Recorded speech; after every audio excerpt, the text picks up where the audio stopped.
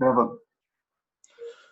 Então, semana passada nós estudamos sobre promessa e cumprimento, sombra e realidade, como disse, parte do conteúdo de uma revista que eu recebi em 97. E hoje nós vamos continuar os artigos. Seriam dois, mas eu acho que não teremos como estudar o segundo, só o de hoje, né? Só o primeiro de hoje, que é o Israel de Deus. Eu gostaria que o Bruno...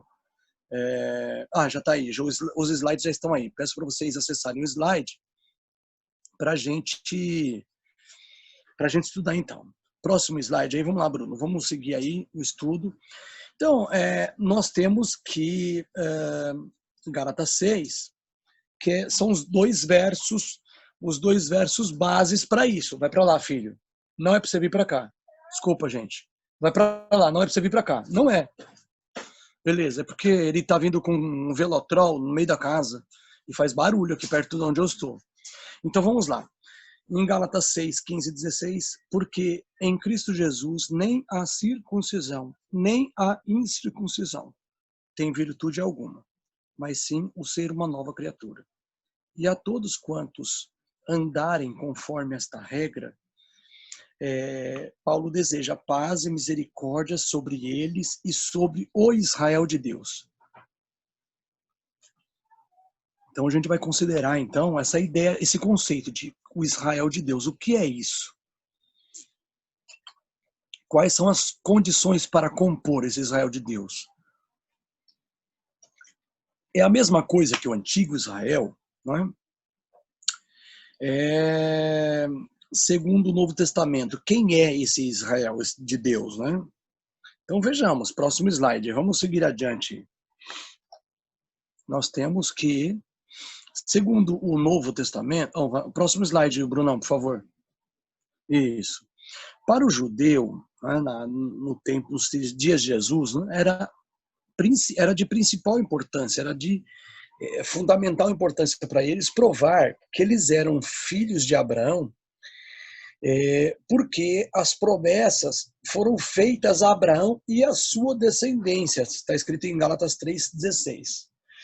Então, o judeu, ele queria se sentir seguro e de que tudo que a Deus havia prometido se cumpriria para ele.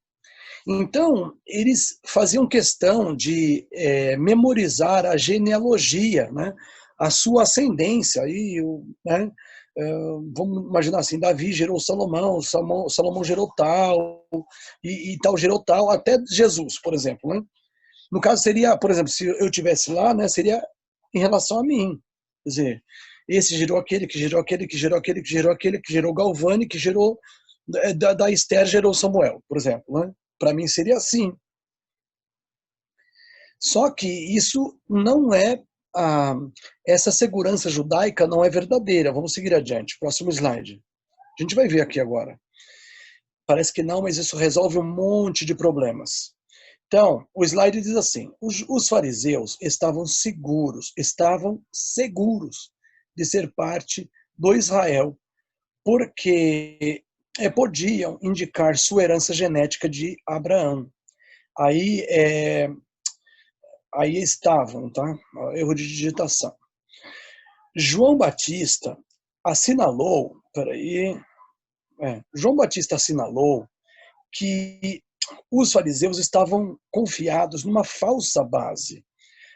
E não, disse ele, né, entre aspas, aí, não presumais de vós mesmos, dizendo, temos por pai Abraão. Então, João Batista respondeu, porque eu vos digo que mesmo destas pedras Deus pode suscitar filhos a Abraão. Aparentemente,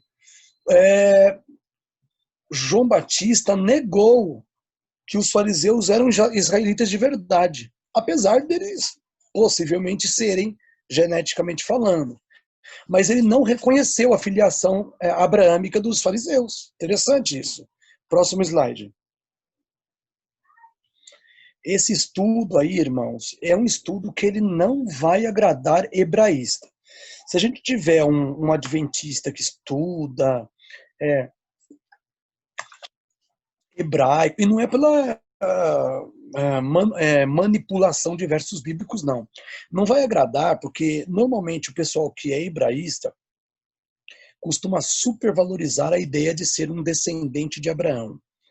Pra falar a verdade, eu gostaria de ser, mas se não for, para mim não vai fazer falta nenhuma no que diz respeito à espiritualidade, no que diz respeito, talvez, aí às relações diplomáticas com outros países, por exemplo, da acessibilidade a outros países, por eu ter uma segunda cidadania, talvez israelense abrisse portas para mim, isso faz falta. Mas do ponto de vista espiritual não faz falta nenhuma, nenhuma. E o estudo de hoje vai incomodar quem pensa nisso, quem pensa que é fundamental ser descendente direto de Israel, né? Então vejamos aqui essa mensagem. Em outra ocasião, os fariseus disseram a Jesus, olha agora o relacionamento com Jesus. Responderam e disseram-lhe, nosso pai é Abraão. Só que Jesus não pensava como eles, não. Ele disse, Jesus negou sua alegação, dizendo, se fosseis filhos de Abraão, faríeis as obras de Abraão.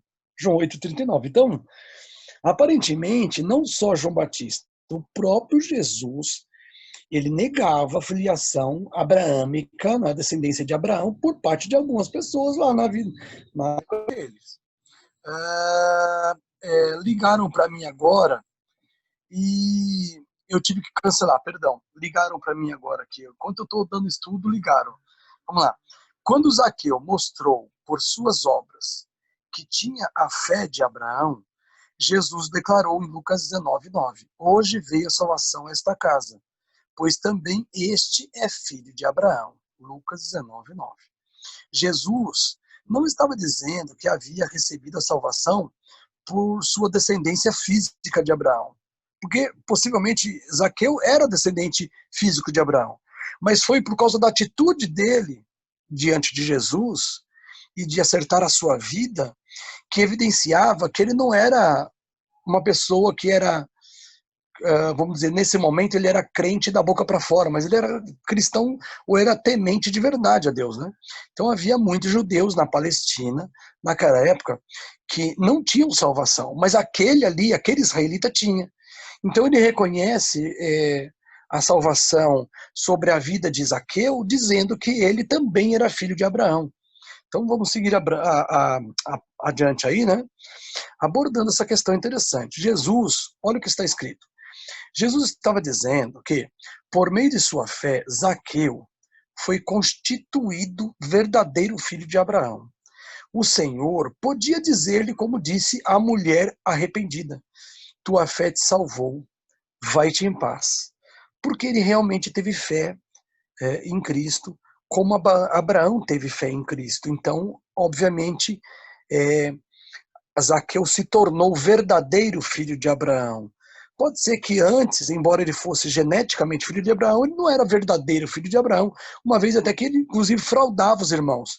Mas, note, parece que para a mentalidade judaica daquela época, isso não fazia a menor diferença, né? Como eles viviam, se eles professavam só da boca para fora ser cristãos ou dedicados a Deus ou tementes a Deus. O fato é que a segurança deles era, eu sou descendência de Abraão e o que Deus promete é meu destino, né? Vai se cumprir na minha vida. Mas aparentemente não é o que diz os textos. Vamos seguir adiante. Próximo diz o seguinte: ademais, Jesus saudou a Natanael com as palavras de João 1,47, eis aqui um verdadeiro israelita em quem não há dolo. Para Jesus, um verdadeiro israelita é alguém em quem não há dolo, não há engano, não há maldade. Segundo o Salmo 32, alguém sem dolo não é alguém sem pecado, mas o que sempre confessa seus pecados e recebe perdão da mão do Deus misericordioso. Eu gostaria, deixa eu ver se, próximo slide, deixa eu dar uma olhadinha. O texto vai estar na sequência, o texto de Salmo 32. Por quê? Está escrito aí, ó. Paulo cita o Salmo 32, mostrando que o que não tem dolo, o israelita verdadeiro, aquele que não tem maldade, como disse Jesus de Natanael, é o que é justificado pela fé. Vejamos os textos de Romanos 4, de 1 a 8. Paulo diz: que diremos? Pois ter alcançado Abraão, nosso pai segundo a carne. Porque se Abraão foi justificado por obras, tem de que se gloriar, mas não diante de Deus. Pois que diz a Escritura?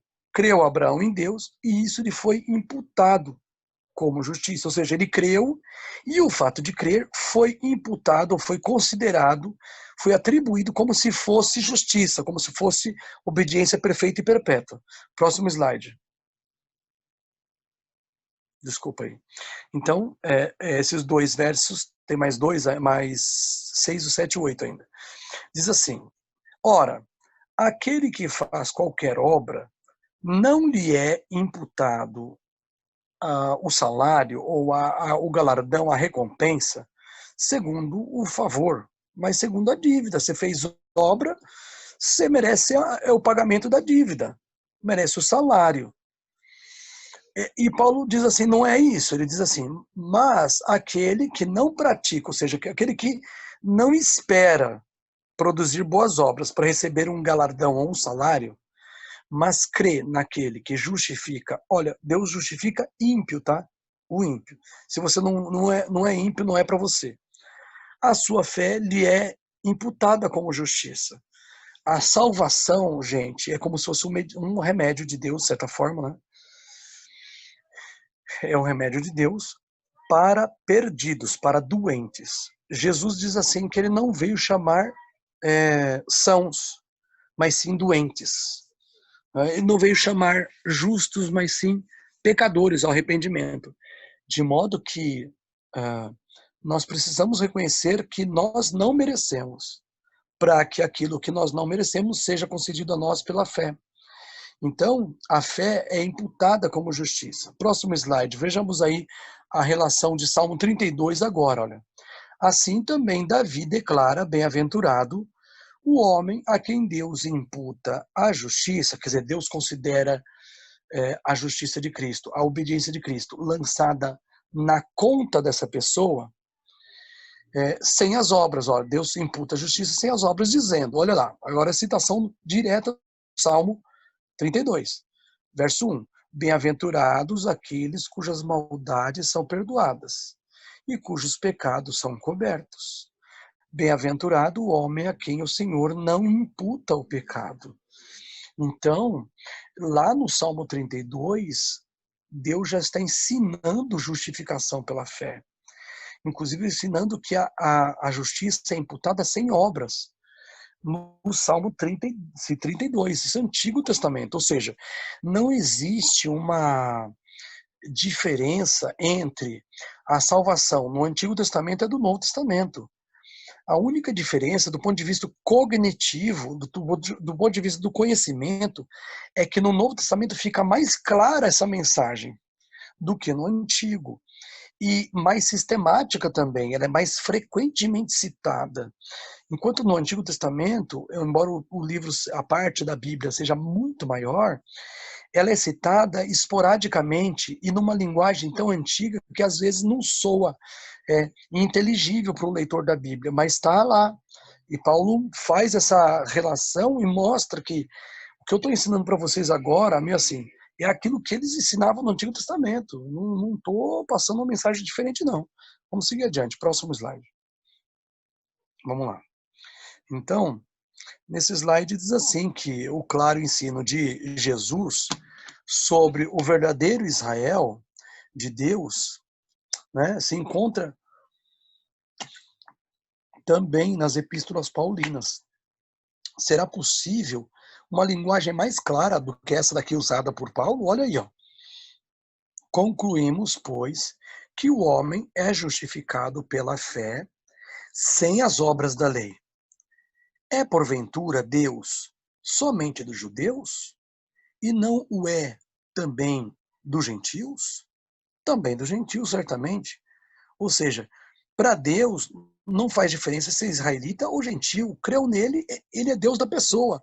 Entende? Próximo slide aí. Então, olha o que diz ainda em Romanos 9. nem por serem descendência de Abraão, são todos filhos. Olha que interessante aqui.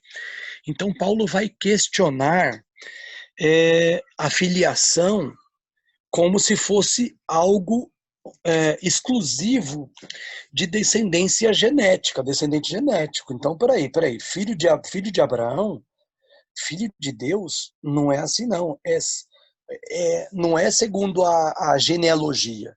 Então ele diz, ó, nem por serem descendentes de Abraão são todos filhos, mas agora ele vai, agora ele vai corrigir.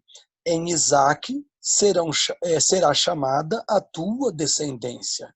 Isto é, não são os filhos da carne que são filhos de Deus, mas os filhos da promessa são contados como descendência. Isso é curioso, porque se você considerar o caso de Abraão e Isaque, você vai lembrar que antes de Abraão ter Isaque com Sara, sua esposa, ele teve um outro filho com uma concubina chamada Agar. E o nome dele era Ismael, portanto, do ponto de vista da descendência, né, biologicamente falando, ambos eram filhos de Abraão. Só que para Deus não. Um era filho da promessa, porque Deus prometeu que a mulher de Abraão teria um filho, sendo os dois, ou tendo os dois, corpos já amortecidos pela idade, ou seja, ela não estava mais na idade de ser mãe, da idade de ser mãe ser ultrapassada na velhice daquela mulher, ela teve um filho. Esse era o filho da promessa, Isaque. Não foi o nascimento de Ismael na serva de Sara que constituiu ele como um filho da promessa. Então Ismael não era filho da promessa, Isaque era filho da promessa. Por isso, os filhos da promessa são contados como descendência, e não adianta ser genético, como Ismael era. Próximo slide. Aí. Assim como Abraão creu em Deus, e isso lhe foi imputado como justiça, sabei, pois, que os que são da fé são filhos de Abraão. Então, Paulo ele deixa categoricamente marcado uma coisa: ser descendente de Abraão, Isaque e Jacó não é o que constitui você filho de Abraão. Ele diz abaixo, olha aí, no mesmo capítulo: e se sois de Cristo, então sois descendência de Abraão e herdeiros conforme a promessa. Ou seja, a descendência de Abraão está vinculada com Cristo. Cristo é o descendente. Se eu estiver, ou você estiver em Cristo pela sua crença, se estiver representada ou representado em Cristo, tudo que Jesus merece, você merece. Não porque você merece de si, mas porque Jesus é meritório, ele merece. Então, quando ele recebe, você recebe. Nós somos co-herdeiros com Cristo, ou seja, tudo que ele herda, eu também herdo. Vamos seguir adiante. Eu vou dizer mais, não é tudo que ele herda, tudo que ele herda de bom é nosso. Porque o que ele herdou de mal? Né? Ele herdou de mal aquilo que nós merecemos, a nossa condenação, a morte que nos cabia, entende? O status de condenado diante de Deus, ele que recebeu. Então, o que nós merecíamos, ele recebeu. E o que ele merece, nós recebemos, porque ele é nosso representante. Então, sigamos adiante. Cristo, a semente de Abraão. E eu tenho que ensaiar no quarteto amanhã e ir com a voz rouca desse jeito. Quero só ver o que eu faço. Vamos lá. Deus fez promessas para a semente de Abraão. Os judeus continuam esperando que Deus cumpra a promessa. Porém, o mais assombroso é que muitos cristãos, portanto, pessoas que já conhecem a mensagem que nós estamos estudando aqui, já leram, estão esperando que Deus cumpra suas promessas a Israel como semente de Abraão. Isto é o que acontece quando se lê o Antigo Testamento sem a luz e o entendimento do Novo Testamento. Ou seja, existe uma relação interdependente aqui, antigo e novo. É assim, para eu saber qual é o Messias prometido no Antigo Testamento e se Jesus cumpre os requisitos desse Messias prometido, eu tenho que ir no Antigo. Ele é a referência total. Absolutamente, nós dependemos totalmente do Antigo Testamento para identificação de Jesus como Messias. E não só isso. Porque lá nos oferece o relatório histórico da criação. No Antigo Testamento, nós temos o relatório histórico dos juízos de Deus vindo sobre a humanidade. No dilúvio, Sodoma e Gomorra, e outras manifestações de castigo e punição divina por rebeldia de todo tipo, como no Egito, as pragas, etc. O Israel mesmo, quando foi cativo, foi por juízo divino, etc. Então nós temos muito a depender do Antigo Testamento.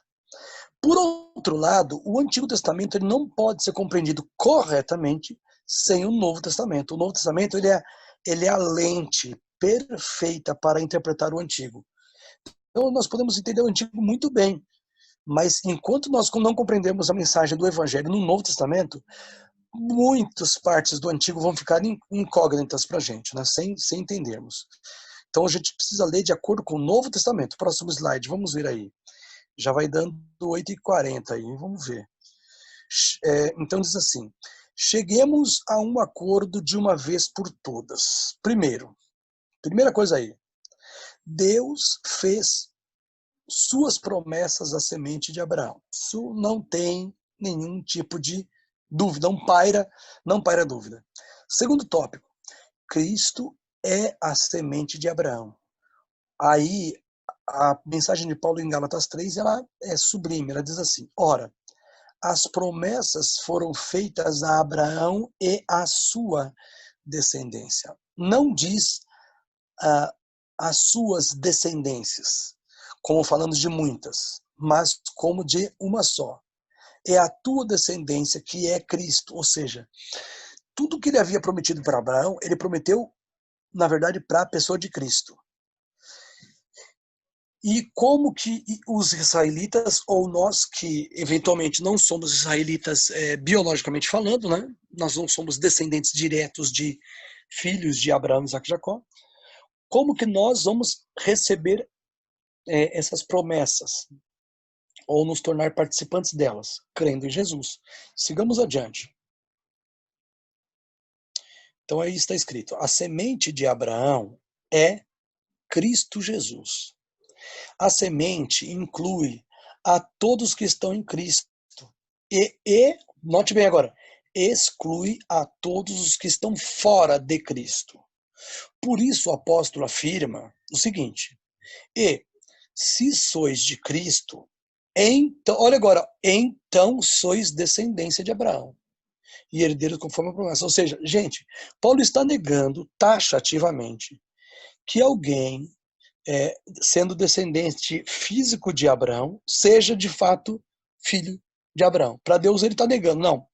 Filho de Abraão é se você é de Cristo. Você é de Cristo? Beleza, então você é filho de Abraão. Se você não é de Jesus, você não é filho de Abraão. Você não é descendente de Israel. Isso é sério? Muito sério. Vamos seguir adiante. Próximo slide. Você não herda a promessa. Próximo slide. Aí, vamos lá. Quando o apóstolo declara, e assim todo Israel será salvo, em Romanos 11, verso 26, certamente, me desculpe, irmãos, certamente ele não nos quer ensinar que cada membro da raiz de Judá será salva.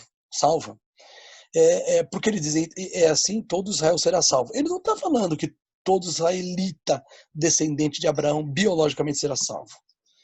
Certamente ele não está falando isso, mas que a semente de Israel será salva, ou seja, todos os que estão em Cristo Jesus. E nenhum se perderá. E o